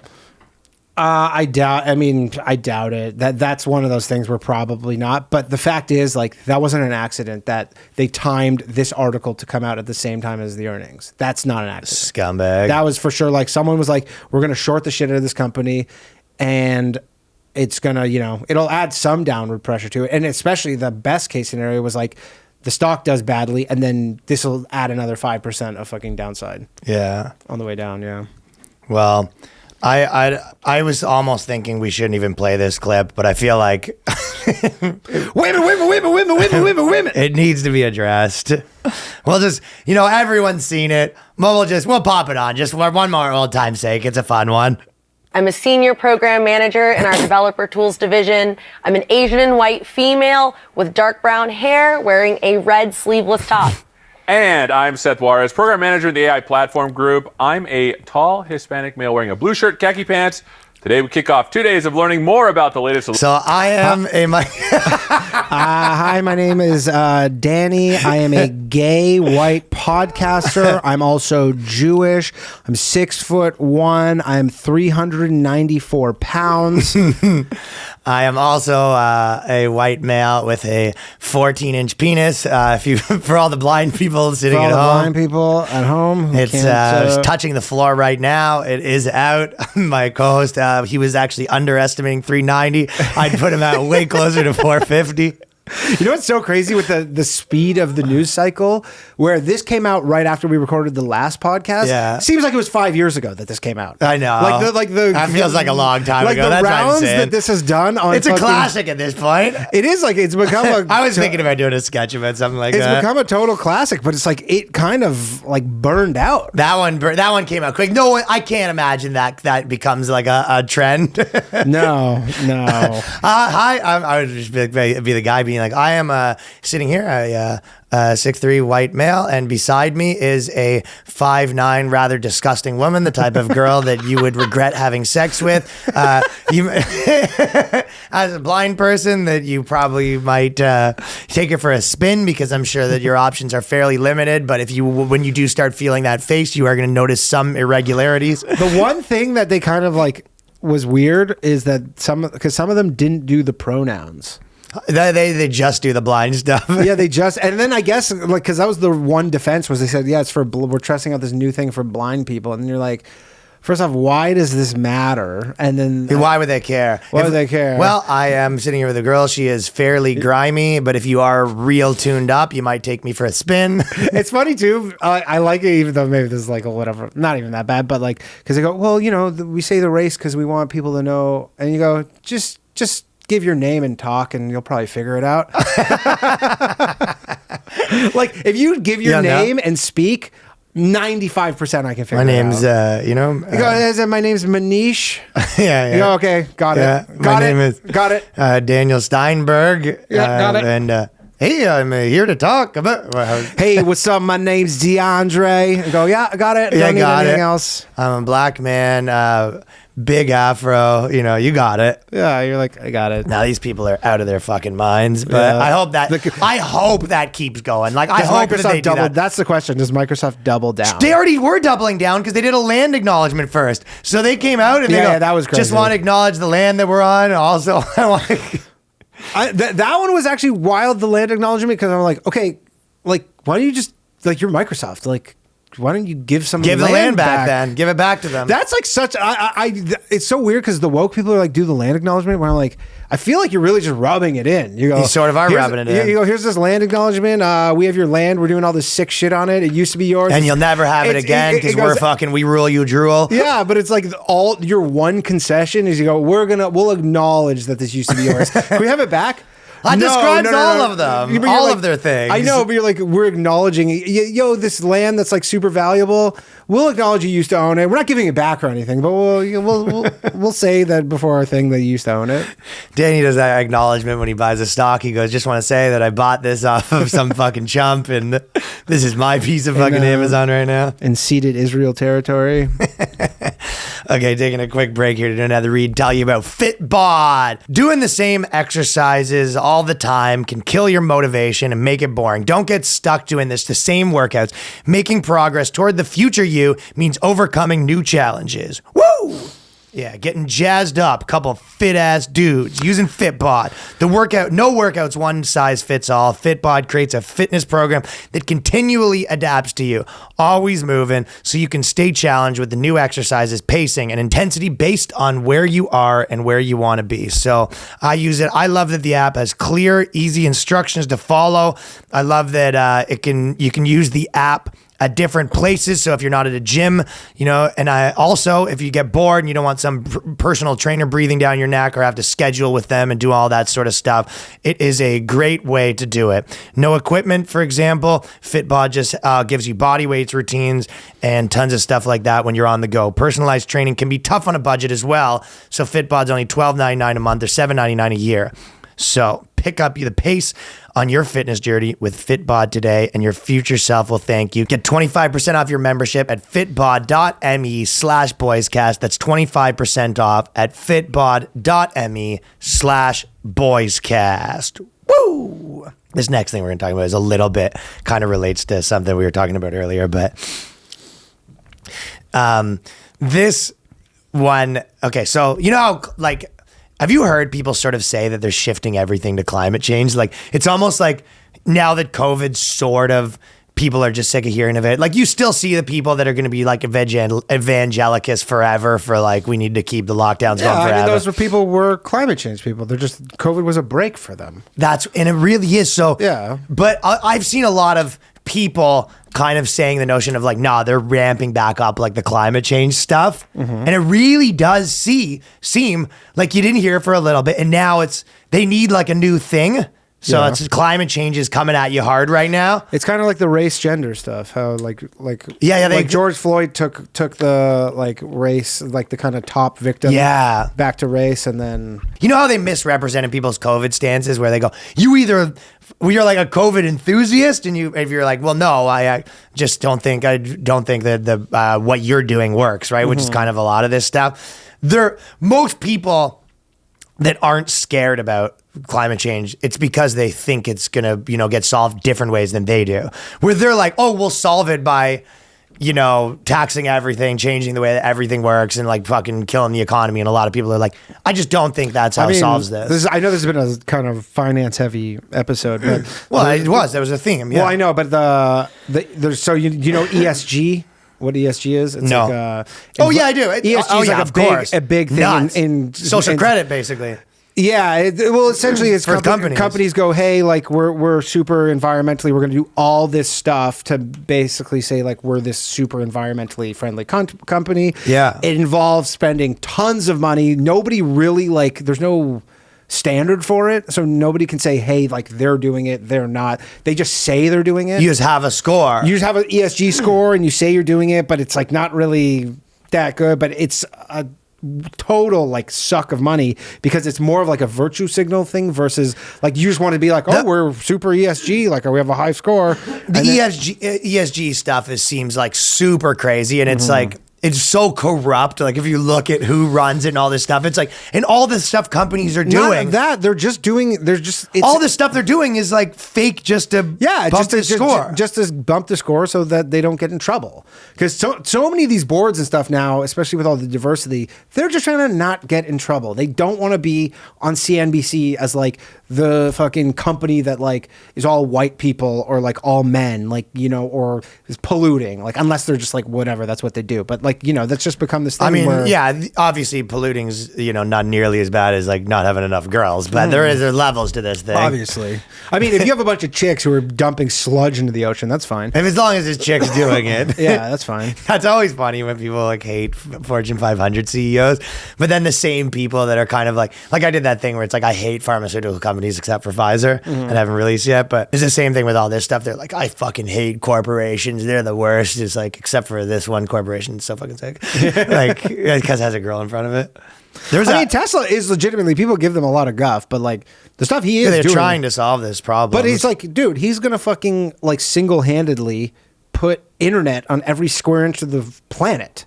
Like were places where they would have never had it otherwise with the satellites. Like he's actually going to do that. Like there's still 2 billion people who don't have internet in the world, which is crazy to think because you assume it's just like everybody That'd has be the number one thing that would help. Like all those people could have jobs a lot easier. Dude, all those places. people could listen to the Boyscast. All those people. It's good for everyone. Dude, there's 2 billion people right now who cannot access this podcast because they don't have internet.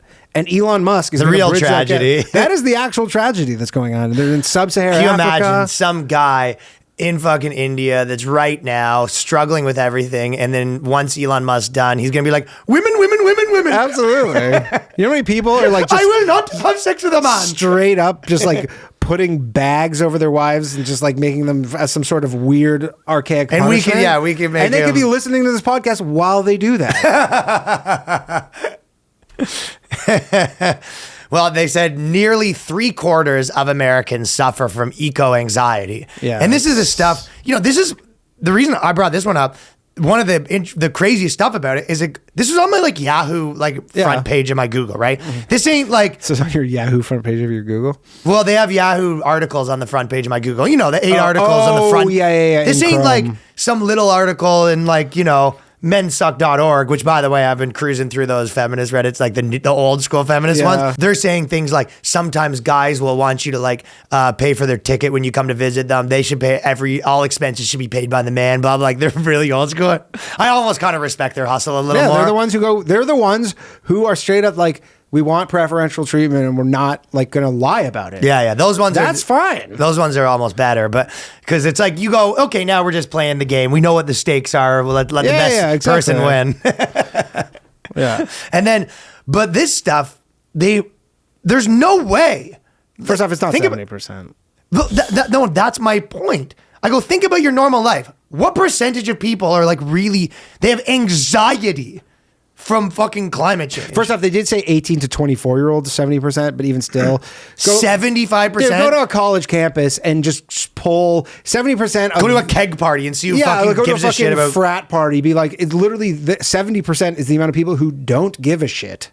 That's easily. 70% of people are like, I don't give a shit about climate change. I'm fucking 19. Yeah, I mean, college kids that have fucking been listening to their like dogma, they might have them fucking jazzed up. Like you always have a new thing.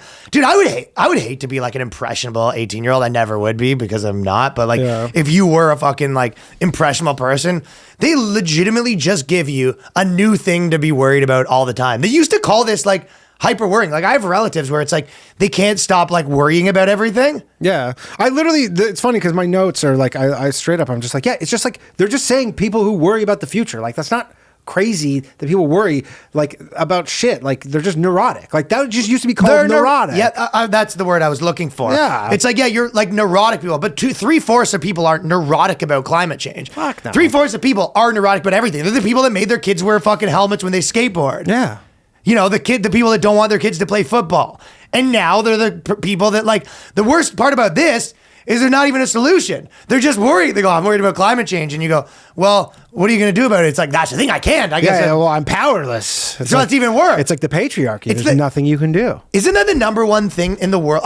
I guess they want you to get jazzed up and fucking campaign. Campaign for what? I don't know. AOC? I don't know. Again, I was listening to a podcast that we both listen to, All In or whatever, and again, this is just like the market's going to take care of this because they're going to incentive. You hear the last one where they're talking about? No, I don't listen to everyone. Okay, well, anyways, the last one. This is just related to this specifically. Is like in China they figured out a way to turn carbon dioxide into starch. So essentially, what they're saying is like they're going to be able to take the carbon dioxide out of the air, which is what's causing all this issue, and then turn it into fuel. And like they actually have like a working model for it. So it's like, look, there's all these incentives out there. I'm not saying like, it's going to be solved tomorrow, but it's in nobody's interest to fucking everybody go extinct. It's nobody's interest ever to be pessimistic about the future. It's going to get sorted out. I'll tell you who doesn't have anxiety about this stuff. The people working on it because they're too busy working on it. Right. And these people that can't do anything, this is the number one thing they tell you in any sort of like get your life together shit. It's don't fucking spend time on stuff that you can't control at all. No. And if you if you're really, really concerned about this, actually get a job in school, go take a STEM thing or whatever and like dedicate your life to it. Like many people do. But I guarantee you those people aren't like, they're not the type of people who have like riddled with anxiety. They're the type of people who are like, oh, I think I could change the world. I think I can make a difference. I can make a difference. I'm like, they're more go-getters. They're not just people who are, and I guess all these people reading an article. All these people are anxiety are like fucking watching Oprah and they're like, well, if I could just get rid of this anxiety, I could get myself my shit together and I could go sign up for one of these. And you're like, no, you were never that person. You're never that person. You're going to be that person where they go, there's serial killers out on the loose and you don't want your kids. You're like, it's in a different state. You're like, but maybe, you know what I mean? Yeah. I'm going to use this for everything though. You start like, I was sexy. Like, it's like, I came too quick. I can't do it for too long because of fucking climate change. It's like everything's climate change. Climate change. Well, I forgot your birth. You forgot my birthday. It's like, well, have you heard of climate change? You just want to be celebrating. I don't even birthdays. remember my own birthday because I'm worried about climate change. Yeah, it's a new COVID. It'll be the new once COVID is gone.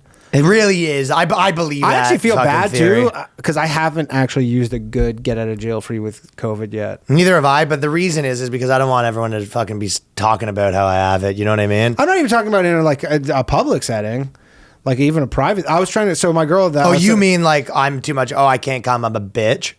Well, no. I don't want to take the mental. No, like, dude, you have a fucking, like, that wedding, for example, that I had to go to that I didn't want to go to. I was just like, just be like, I got COVID. Nobody's going to say, come to the wedding. No, but then I'm saying, like, then it starts card. going around. Everyone's like, oh, this guy's COVID. And then you're, like, out and touring, and someone, like, goes, hey, why are you touring if you said you had COVID? And then all of a sudden, like, then all of a sudden you're, like, a public enemy. I'm not saying for a public thing. I'm saying for something like just some, family thing, and you can't make it, got COVID. But then what if they look at your schedule and the next weekend you're like doing tour dates? I don't know. Didn't think that far. Well, I have thought that far because I've considered all these things for myself. No, that's easy. And you can't do it. That's easy. You say, I got it. It's you over figure now? out the dates. You go, I'm like 10 days into COVID. The last day was the day of your thing. Yeah, you go, literally I'm 10 days into COVID. It's like, and like, why are you on the road next week? You go, oh, no, it's done. That's my 14 days. Sure. But I think that's a tougher one to pull off because the fucking ramifications of it going around to everyone thinking you have COVID is like a whole thing now. Then you like, I don't know. People are going to be asking you for tests and stuff like that. It's fine. If I can do the test. All right. Well, I guess maybe you should then. Then I've never used that for anything though. Neither have I. I'm saying, but like, I don't even want to tell people I'm sick because I don't want the fucking like. Now I'm filming something, and then people are like, telling all the people filming with me like, oh, he does COVID. I just go, no, I don't have COVID. Like blah blah. Although I thought the best part is I thought we might, but then you got tested. Yeah, I thought we might too from the thing, but no, I got tested just because I wanted the fucking. You know what the weird thing is? Because there's all this stuff going back and forth about natural immunity, and so in Canada. You need a fucking test to go back into, you need a negative test within 72 hours to go back to Canada, right? To get back in the country or to go to Canada, right? But if you've had a positive test in the last 6 months, I know they accept that and it lasts for 6 months. So they acknowledge the natural immunity, but everybody else doesn't seem to. Like everybody's else, like with the it's literally you get kicked off fucking the internet for saying it, but the government does in this one specific case. It's so weird because a million people are like, well, I have natural immunity. Most inconsistent idiots in the world. I had COVID, and you're like, yeah, but governments are straight up saying you don't need a negative test if you've been positive. I gotta read this thing so the fucking dumbass Daily Beast wrote an article about this like thing we were at, and they wrote about our comedy. I didn't have your screenshot of what they said about me and Danny's comedy, but this is what they said about mine. Long took to the stage next and riffed on the prospect of having his girlfriend's cat euthanized when she was out of town. So I do a joke where I go, yeah, I had to put down my girl's cat. Well, I didn't have to. She was just out of town, so I saw an opportunity. And they go, these fucking these people shouldn't do, like, they should never be anywhere near comedy. It's like going to a boxing match and being like, he seemed angry as he punched another man in the face. I mean, again, this has been known forever, but comedy doesn't do well when it's being like... I think it does do. I think you read this and you're like, still funny. Like, this was mine. Okay, read yours first then. So this was, we can say what it's from. Fucking stupid Daily Beast. Because we did Tim Pool's fucking... We did Tim Pool's, and then Tim Pool got COVID, which was this big fucking to-do. Yeah, they wrote they had spies in the thing, I guess. I think they watched it. You could watch it online. I don't think they were spies. They watched it. What did they say about yours? So to kick off the evening, the crowd chanted, "Let's go Brandon," a meme that has taken hold on the right, which is funny because me and Ryan on the way over there, we were saying, what's the over-under on Let's Go Brandon? Oh, yeah, those guys are going to be fucking doing it. Because they're big Let's Go Brandon crowd. People are doing Let's Go Brandon anywhere now. Anyone who's funny. It's just funny. Yeah, it's just like funny. Like, but again, they also don't like Biden, but also, like, it was in West Virginia, but also we were like, what's the... there was some patriots in the crowd in this thing. Yeah. In their defense, they hit the under, because I said 5.5 Let's Go Brandon, and I think it was 3 was at the end. They're fired up. Yeah, they're fired up. So it says, the Patriots. The video posted on timcast.com has been edited, but some of the jokes told included Polishchuk musing about the struggles of divorced dads and unwarranted Amber Alerts, and the popularity, or lack thereof, from his point of view, of the WNBA. Guys, just so you know, the WNBA is only unpopular from my point of view. It's not unpopular. It's unpopular from my point of view. It's only unpopular from your point of view. Holy shit. And then Long said, how much mascara till this cat looks like a whore? Long jokingly said how he understood animal testing. We made Whiskers look fuckable. Yeah. And it was just like, You idiots have no business doing anything. You go, I'm pretending I misunderstand animal testing. Well, you're pretending you misunderstand comedy while writing an article about fucking comedians, you losers. Yeah. Well, I mean, that's kind of. I'm sure that he had a word limit. Dorks. He had a word limit, and he's just stretching her out. Gotta be the ultimate dork squad at that for fucking sure, job. A survey has revealed. No, it's another. Sorry, just one more thing on that, because their whole gotcha was they're like, yeah, Tim Pool, he did this event and there was 200 people there, and I'm like, I'm reading this at a fucking Knicks game, like a sold out Knicks game, and I'm reading this thing, I'm like. Yeah, I don't know if you people guys are doing know, things, yeah. But like, there's 1,000 of these things every day all over America. These people still haven't but left their fucking bedrooms. Yeah, but in their like fucking narrow context, they go, how dare someone I don't like do an event with 200 people at it? Yeah, Patton Oswalt's touring. Yeah, everybody's fucking doing stuff. Like, there's like, this is your issue, there's a million things happening like this every day all over America. Yeah. But again, it's their issue. That was their gotcha, you're right. That was their gotcha, and they go, well, it's this thing that I don't like. And then, I mean, again, I asked people, like, lots of people there were vaccinated. Like, again, some people were not. But the Patriots weren't. The Patriots weren't. And a lot of people, those Patriots, probably got pretty fucking sick. That's what Danny was saying. You were sort of thinking the guy Joey B. Toon's guy got COVID because I was going to do his podcast. Yeah, I talked to him. He's that guy's funny, dude. Yeah, he's really funny. But I was like, because I saw this thing, and they go like, "Did you get sick?" And he's like, "Yeah." He's like, "I was pretty much." I honestly think, vaccinated or no vaccinated, if I got COVID, it'd be Chuck Norris style COVID. That'd be the end of COVID. Maybe. I really think. I'll tell you who it wouldn't be like that COVID, for that'd me. Yeah, why? Just because of overweight stuff? No, just because I don't know. If I get COVID, I honestly think that would be the end of COVID. If not, I think I've right now Mr. Burns 10 different sicknesses. Fucking yeah, you have the Three Stooges syndrome. Where they're all trying to get through the door. I have all the fucking different viruses trying to get through the door right now. That's possible. That is certainly possible. They're not having good luck. But I mean, the way that they described my body it, might actually be the cure for this whole thing. The way it was described from him, he said, what did he say? He said there was like, it basically like he's like the worst chest pain, and everybody kind of said they were like on their way to the hospital. That's crazy. It is funny when they still do it, because I've done like a bunch of events where it's like 1,000 people or whatever, and then you get like a message afterwards being like, hey, just a heads up, someone at this event tested positive for COVID. And you're like, no shit. yeah, obviously one of these thousands of people got COVID. Like, dude, don't my need buddy a heads went up to for that. I wanted to go to the Fish in Vegas or whatever. Yeah. And I couldn't go because it's a dumbass wedding. But my friend went with his wife, and it's funny because like my brother didn't go because my brother was like, "There's a mask mandate in Vegas." My brother's like, "I'm not going to Fish," and they're like, everybody's going to be fucking like forcing me to put my mask on. So my brother didn't go. My friend went. He's like, "Yeah, nobody wore a mask." Well, that's what you said. You're like, they can't stop. I was like, nobody wear a mask. Not only that, my friend was like, there was like not enough ushers there. It was at the MGM, and he's like, there weren't enough ushers, so nobody was in their seats. They were just, everybody was wherever they wanted to be. And he's like, I needed to go to the bathroom, and my wife needed to go to the bathroom, and his wife's tiny. She has like 90 pounds, so he's like had to escort her. He's like, I honestly was like pushing all these like wooks, or like, you know what they are? They're like fucking all dread-headed, like gross, nasty fish people. Like he's like I had to like push them out of the way. Fucking dude, that's a funny wook story. When I was in Atlantic City, we were at the casino after one of the shows. This is like one of the funniest things I've ever seen. I was dying that night. I was all like super fucked up, and it was like maybe 2 a.m, and I walked out of the bathroom, and there's one of these wooks. If you don't know what they are, they're all like super dread, and they're all dirty, and they're like all homeless, and they just kind of travel around. And this dude was in front of me leaving the bathroom.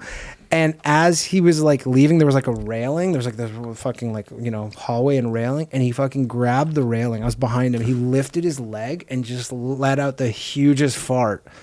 He just goes like, I was like, what the fuck? It was insane. But anyway, so he was like, so gross. Dude, it was nasty. Like I was like, but he literally lifted his leg like a dog or something, was pissing. But anyway, so my friend, I talked to him today. He goes, my wife got COVID. He's like, they're both vaccinated. He's like, she got COVID. Yeah. Or whatever. And I'm like, man, you're so lucky that you tested negative. First off, now more so, this test, the whole thing is bullshit. Because they would have been stuck in fucking Vegas America for 2 weeks. Ugh. Dude, Vegas, stuck nightmare. in Vegas for 2 weeks. First off, they have an infant. And they have a business and a life, everything, yeah. Not more importantly, they have a fucking young child who their grandparents were babysitting. You'd almost have to for the get a weekend. private fucking plane at that point. You can't get into Canada. What do you mean? That'd be a nightmare. Dude, but more importantly, so she got COVID in Vegas, took the test, negative, went back. So this whole system is fucking stupid.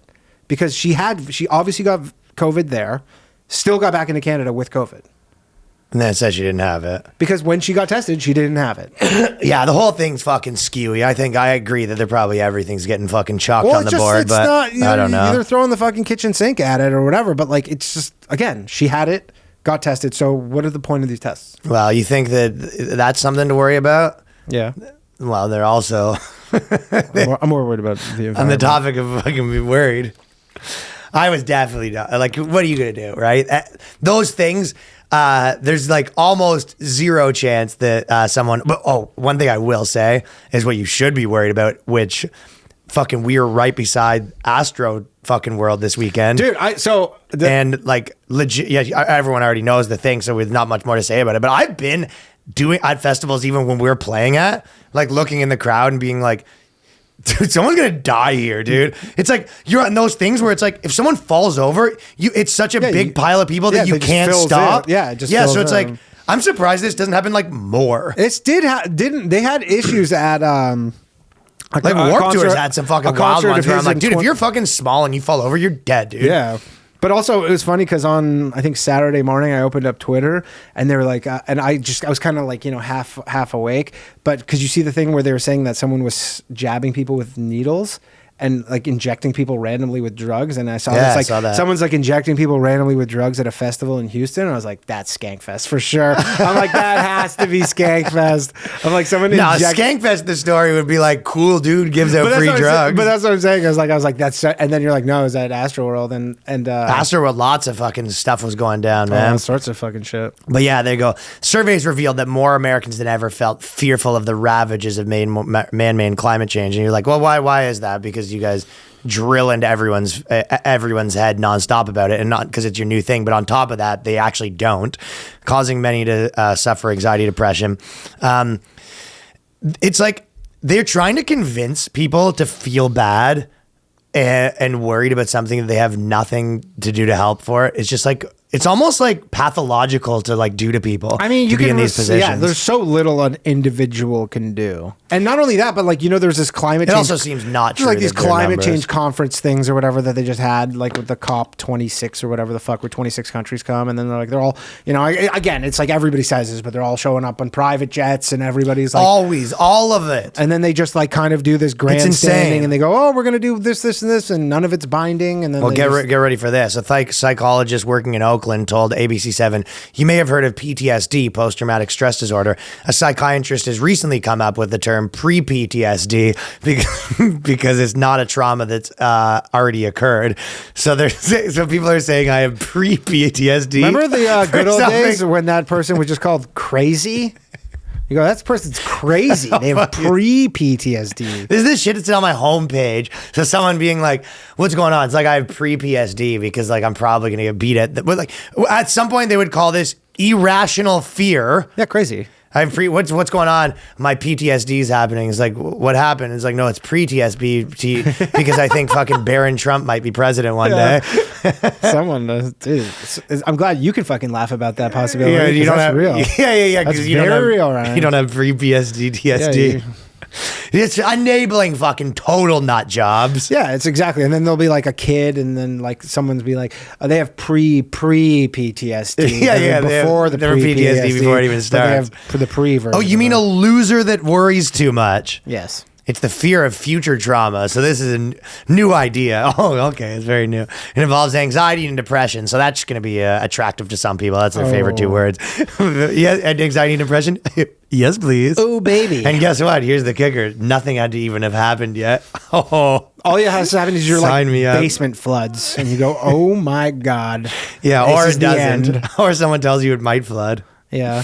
It either has to be the hottest day of the year or the coldest day of the year in recorded history. Either one of those. And you go, that's it. That's it. I'm right. Fucking the anxiety's all over the place. It's very new in the field of psychology. Some people might say it's made up completely. Mm-hmm.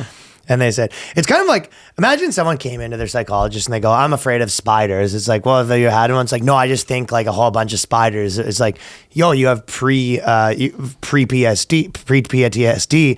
I've been having struggling with that It's a one. tough one. It's a tongue twister. I'm glad they're not adding more letters to it, like the fucking LGBTQ. Imagine if they turn it into the PTSD LGBTQ. They should add PTSD to the LGBTQ. They get those people in there, but that legitimately, you go, what's your fear? It's like, I have a fear of being like crushed by like a crane, and you go, people have irrational fears. well, that's what. Yes, like the irrational fear that like you're gonna be dead in 5 days, and all of them have been proven wrong. Mm-hmm. Oh, I mean, dude, COVID is probably for some people who are like just like waiting. There's probably people for the last 20 months, 20 years old, who have just been waiting to get COVID, and it just hasn't come. So, and every time they're like, the entire news they is like, you're sneeze and they're like, dead. It's COVID. Well, eco-anxiety is a growing problem among young people. No, it's not. Yeah, it's not. I would love the idea. But if you were fucking going on like Tinder or something, it's like, that's one new thing that they're saying. They're like, I'm neurodivergent, pansexual, eco-anxiety, eco-depression. I'm sure it's on there. That's got to be in there. I guarantee that's in there. Either eco-anxious, so that'll definitely be the handle soon. We've been raised to put faith in institutions like business, education, and government, but we're losing faith in these institutions. Here's an idea. Get into crypto instead of worrying about this stuff, women. Bitcoin fixes this. Yeah, NFTs. And I'll tell you what, instead of spending your time with your eco-anxiety, you know what? We should put these two articles together, and they go, why are women like spending less time in in this? And you go, have you heard of the term pre-PTSD? It's like, pre-PTSD, honestly, I think these two things might be fucking correlated. Well, but the funny thing actually is that because a big fucking thing knock against crypto and NFTs is how much energy it uses. There's this thing where people people say like NFTs are so bad for the environment, which is funny that's even possible. But so yeah, the NFT is not the answer for these people. All too often, young people are faced with a choice between being a climate change denier and a procrastinator. No, all too often, you're enforcing the dogma that people have to choose one or the other. Like, it's like you're teaching people to be irrational and then enabling them and you're telling them. It's not everybody's an activist. Like, I believe that there's, I'm sure, man-made climate stuff that they need to fix. I don't doubt that at all. I don't know any really smart people. But I'll tell you what I don't think. You should be sitting in a do. bathtub right now crying about it. I'll tell you what I'm not going to do, and that's anything. I'm not doing anything about it. But I always believe think when people say littering's bad, it's like always... No, littering is throwing like a bunch of junk in like the ocean or the forest. Throwing stuff on the fucking East Village market where people are shitting, that's not littering. If anything, that's an improvement. No. Yeah. And I guess it's inconvenient for someone whose job it is to pick it up, so it's probably not the best thing to do if your garbage is there. Well, but if they don't have enough to do, then they'll lose their job. Yeah, so there's even a case to be made for why it's good, but they are two different things. Yes. They should not... No, littering in a city... It's not littering. It's not littering in a city. If you ask me, because if the concrete's the litter. The buildings are the litter. Buildings are the litter, the cars are the litter. No, it's not littering in the city because... people get paid to clean that up, and the concrete's litter, bro. If that's the equivalent, okay, is littering on the floor of a Wendy's littering? No, exactly, right? No, littering is an outdoors thing. Yeah, you can't litter on private property. I don't think. You know what I mean, man? Yeah. You go in there, this concrete's litter, dude. Yeah, but if you go in like humans, we're the litter. Like if you're going for like a human beings are the litter. Jog. You know, along the fucking East River, and then you have like a bottle and you throw it in there. I'd say that's litter. I'd say that's litter too. Yeah. Throw it in the river, you throw it in the forest. Even if I'll throw it on someone's lawn, I'll give you that's litter. I had a friend. But throwing it in a fucking, you know, like where people are fucking shitting on the streets near the subway. It's like, no, you didn't litter. It's not litter. It's a weird thing to do like regularly, but it's not litter. It's a different thing. Yeah, I can't. I actually saw by our subway stop one time. I was coming up, and you know, there's like the big door, the emergency door that you can walk through, or whatever. And right by the door was like.